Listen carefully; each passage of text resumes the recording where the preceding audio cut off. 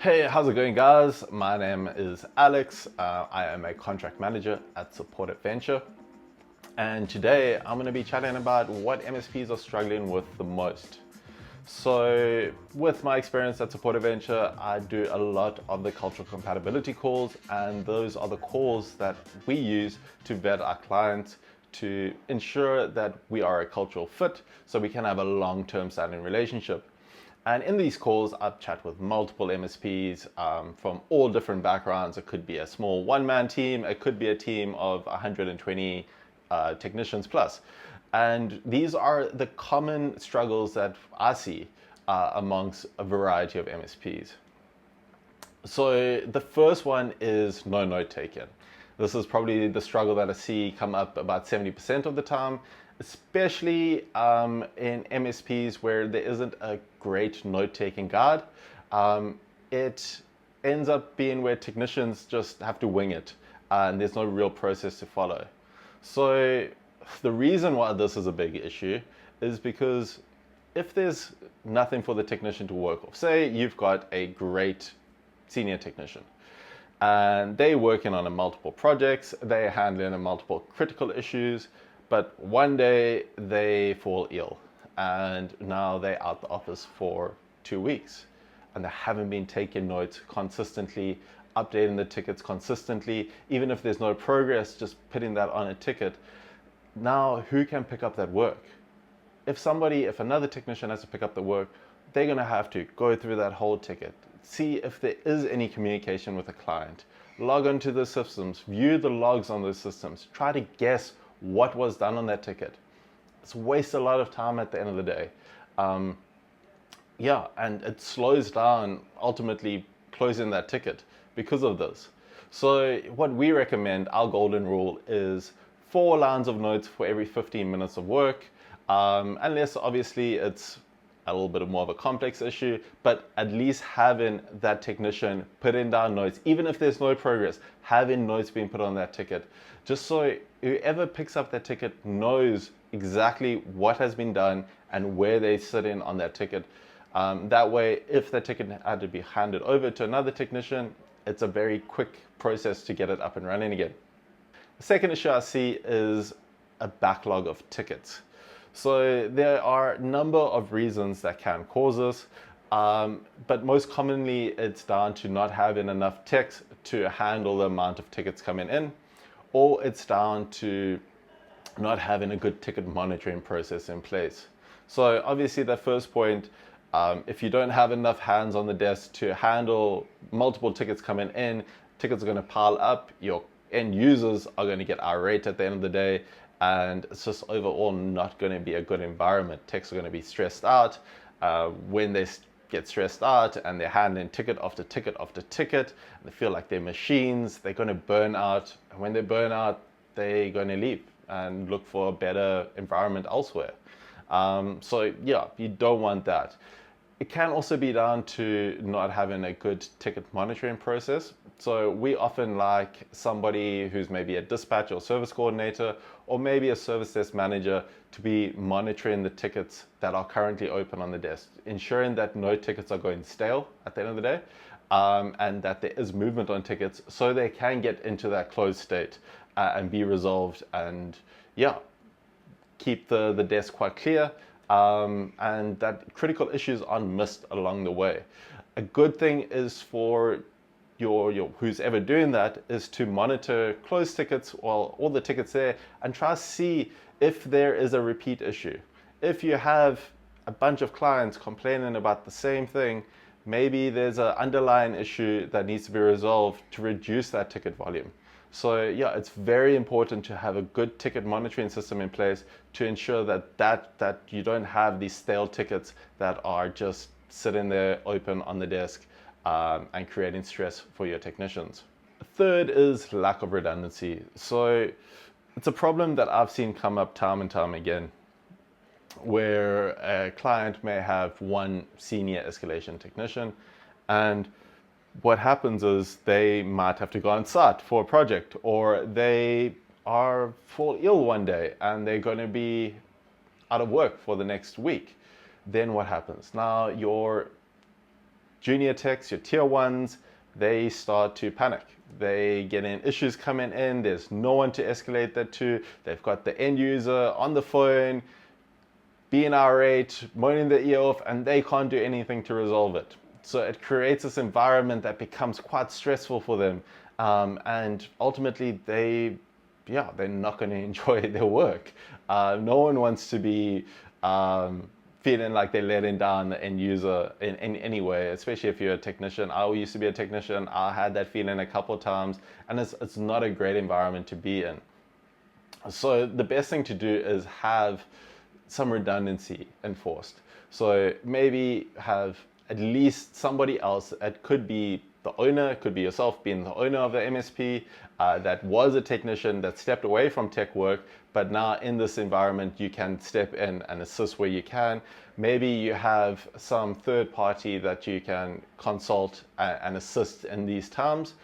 Or maybe you need to hire and have redundancy within the team, have multiple technicians that can handle these complex issues. So if one goes to site, if one falls ill, if one leaves, there is somebody to take up the reins in the meantime in an emergency situation and can ultimately save the day and help the techs that are escalating the tickets out.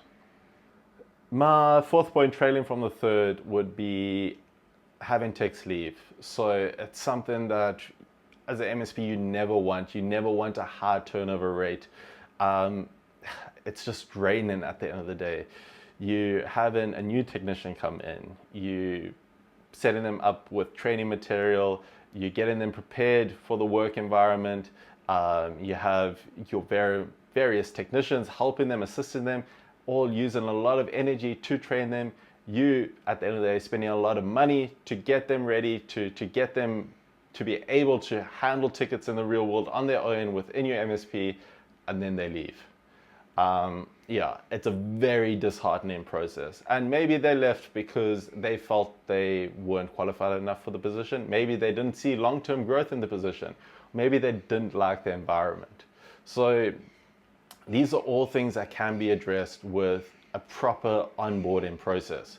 So knowing what you're looking for in the onboarding phase, in the interview phase, having clear interview questions lined up, maybe getting a technical assessment ready for the interview or after the interview. So you can vet the technicians and know exactly what you're looking for and who ticks the boxes. At Support Adventure, we have our technicians complete numerous VM tests before they even make it onto our talent pool. Only if they pass our VM test do they make it onto our talent pool, and that's when they get presented to you. So you can see their technical skills already before you interview the candidate. Once you have interviewed them and you would like to have them take part of a technical assessment, that can all be arranged. So you know exactly what skills this candidate is going to have. Going from that, once you've onboarded them, is overall looking at the environment that you have. How friendly is your work environment? Is this a type of work environment that you yourself, as if you were a junior technician, would want to come into? Is it encouraging? Does it nurture growth? These are all things that technicians look at the end of the day, especially technicians that are great. They're going to have multiple offers. They're not going to choose an environment that they don't feel supported in. So it's very important to have a look at your work environment as well as your training plan. Ensuring that you have a thorough, well-documented training plan in place that will allow the technician to get onboarded quicker at the end of the day, help them get so they can start resolving tickets that are on the desk from your end users and start making you money, but also where they don't feel lost. They don't feel like they have to put their hand up and get help from their teammates every ticket. These are all important factors that will ultimately relieve the high turnover rate that you may be facing. My last point is not ensuring that processes are followed. This is an issue that we see time and time again. You may have a great escalation process.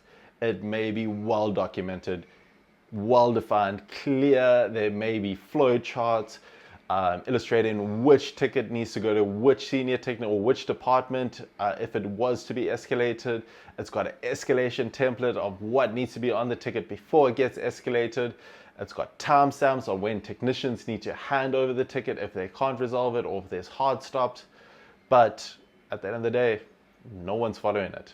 Your junior technicians are holding onto tickets because, I mean, face it, as a junior tech, you want to progress, you want to grow, and you feel that you want to resolve all the tickets that come in, and you're not making any progress, but you feel you are, and it's got past, say, you had an hour hard stop, but you want to hold on a bit longer, not making progress. New ticket comes in, I'm just going to quickly jump over to that ticket, try to resolve that ticket. Now another new ticket comes in, I'm going to resolve that ticket, holding on to a bunch of tickets. Now there's a crisis on the desk. End users are phoning in, getting irate because they've taken that long period of time before their ticket gets responded to or gets resolved at the end of the day. Senior technicians aren't aware of what's going on, so they can't jump in to help, and it's created a massive mess. So, I mean, this is not just with the escalation process. This could be the triage process. This could be your note-taking guide that you should be implementing, so technicians know, as per point 1, on what notes they need to be taken, when and where. What we like to see is that either the dispatcher or service coordinator or service desk manager at the end of the day be looking and be ensuring that process is followed across the board, whether that's from your junior techs all the way up to your senior techs, ensuring that they follow process as well. Because we've seen it before, where the older and more experienced a technician gets, the less they really want to follow process. They know what they're doing. They feel they've got their finger on the pulse, which is great.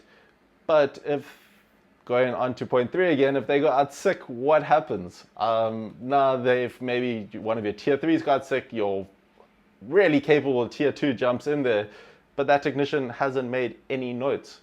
Now what? Now you're stuck in this rut all over again. So yeah, you need to ensure that processes are followed and are adhered to, and well documented and well defined and easy for technicians to see what the process is at any given moment. So yes, these are the 5 top struggles that we see MSPs facing. They're not the only struggles. There are many more, but these are the most common ones that I've seen come up in recent years. And at Supportive Venture, we can assist, we can help. So not only can we provide great technicians to provide you with redundancy, great onboarding process so you can see that what the technician skill set is, their personality, before you even interview them. We can also provide consultation to optimize your processes.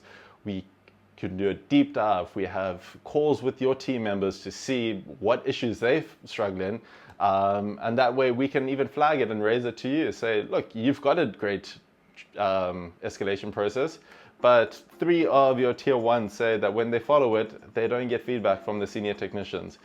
So we need to optimize it. We need to see where that break is. So yes, if you want to become a client or find out more, check out our website at supportiveventure.com or subscribe to our YouTube channel to see more content. Cheers.